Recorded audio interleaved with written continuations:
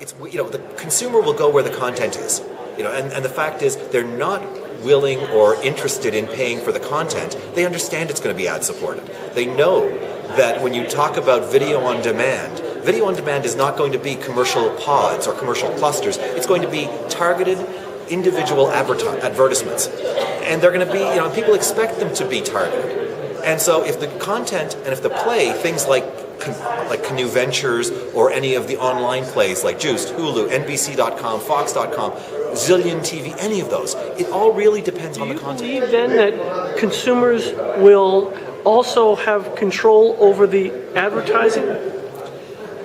I don't believe that the consumer wants control over the advertising. I believe the consumer wants relevant advertising and knows that and understands that there are methodologies behind the scenes. They want their privacy to be maintained, but they want relevant ads. So when you look at a Canoe Ventures that's saying I'm looking at census type information, that's not, consumer doesn't mind about that. When you talk about things like NBC.com or Juiced or Hulu, when they've got people logging into their proprietary networks, the consumer has given permission to that service to utilize that information to serve up ads to them. And that's really the way the model is going. Mm-hmm. And what about a consumer that might want to, or should there be an alternative for consumers to say, I am now in the vacation market, so I want to see ads about vacation destinations? I mean, there's some cases where demographic and even demographic information is not going to tell you what you're into. Absolutely. And the play there, and I've seen this done very innovatively by several players that say, when I log into your site, I fill in a survey. Do I have a propensity? Am I planning to go on a vacation?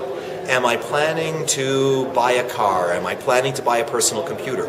Those are really innovative plays and ways for the consumer to actually choose what ads they might be interested in. And then you have the ability to say, if you're the media outlet, to go into your pool of ads and pull those back and address those. Absolutely. And I've seen some really good examples of it. One of them was NBC. Yeah. And I haven't seen a lot of it, but I believe that's going to come, as this becomes a model like a survey-based model. You can go, you're an educated, the consumer is very educated. And the consumer can go in and say, I know that based on the fact that I went into NBC.com, filled in that survey at some point, I now have a portal that I can go to and change those preferences. So that's absolutely part of needs to be a part of the solution. Yeah.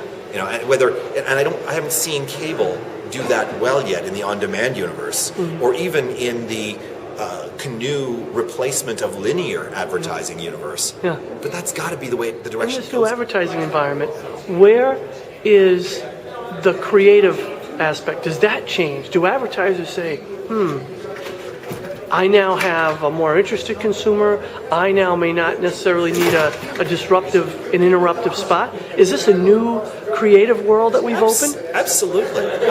And you begin to look at, you look at models like Visible World. Visible World is a technology that basically, has bits and pieces of ads. And you can, now based on preferences or based on other parameters, you're assembling an ad that targets a group of people. Absolutely. The whole creative process changes because we now have so much intelligence about the consumer. So absolutely, we're living in a revolution a creative revolution.